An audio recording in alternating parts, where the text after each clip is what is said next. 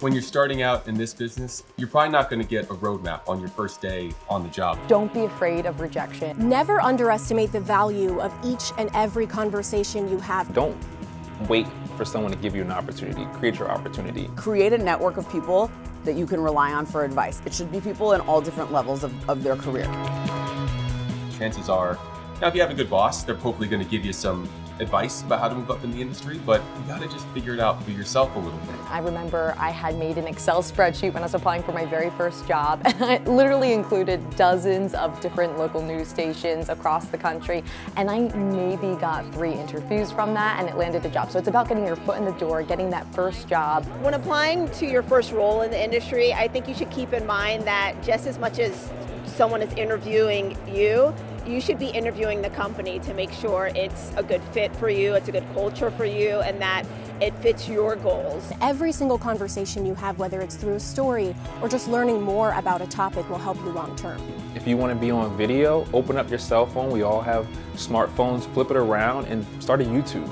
Report on the news as if you were at an anchor desk. So now when the opportunity does come, you have something to show for it. You should be always looking to build those relationships and build your own network, sort of your own team, your own council of advisors, if you will, that you can go to for guidance, for support, and you can rely on one another.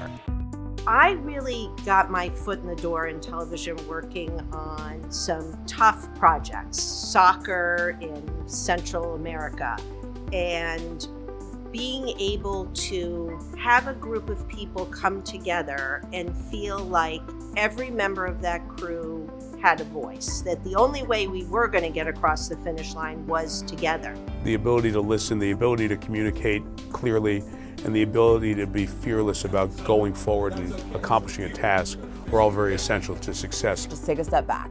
So be humble, know what you don't know. I'm a huge proponent that you learn a whole lot more from failing than you do from succeeding, which is why a lot of people, especially in television journalism, go to smaller markets. Always be willing to raise your hand for that extra shift, that extra task that you may not feel so comfortable doing, but if you learn those extra skills, that'll all pay off long term. All of that will be put to good use in any sort of job in the journalism industry. It takes a village, but it also takes leaders of a village to seek you out and to help you along the way, to give you lessons, and also to give you really honest feedback. Being ready for that next step, being prepared, and frankly, being a good person and being as helpful as possible to the people around you kept getting me hired. I think you have to have a kind of insatiable curiosity about why the world works the way it does, and then you have to really have a little bit of clarity of purpose, because this job is a responsibility and it is one that we take really, really seriously.